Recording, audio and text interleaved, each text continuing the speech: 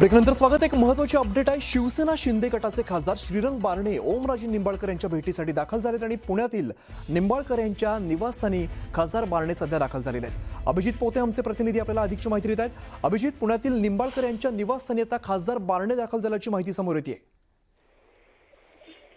नक्कीच आपण बघतोय की ओमराजे निंबाळकर हे मुंबईत जे पवनराजे निंबाळकर यांच्या हत्येच्या खटल्याची सुनावणी होती ती पूर्ण करून पुण्यातल्या त्यांच्या बाणेरमध्ये असणाऱ्या नंदन प्रेस्पिरो गोल्ड सोसायटी आहे तिथे दाखल झालेत आणि ते दाखल झाल्यानंतर माध्यमांशी त्यांनी संवाद साधला आणि आता शिवसैनिक मोठ्या प्रमाणात त्यांच्या घराबाहेर आहेत, पोलीस बंदोबस्त आहेत आणि नुकतेच शिवसेना शिंदे गटाचे जे खासदार आहेत, शिवसेनेचे जे नेते आहेत श्रीरंग बारणे, खासदार श्रीरंग बारणे जे मावळचे खासदार आहेत ते ओमराजे निंबाळकर यांच्या निवासस्थानी दाखल झालेले पाहायला मिळत आहेत। खरं तर गेल्या 5 दिवसांपासून ऑपरेशन टायगरची जोरदार चर्चा होती।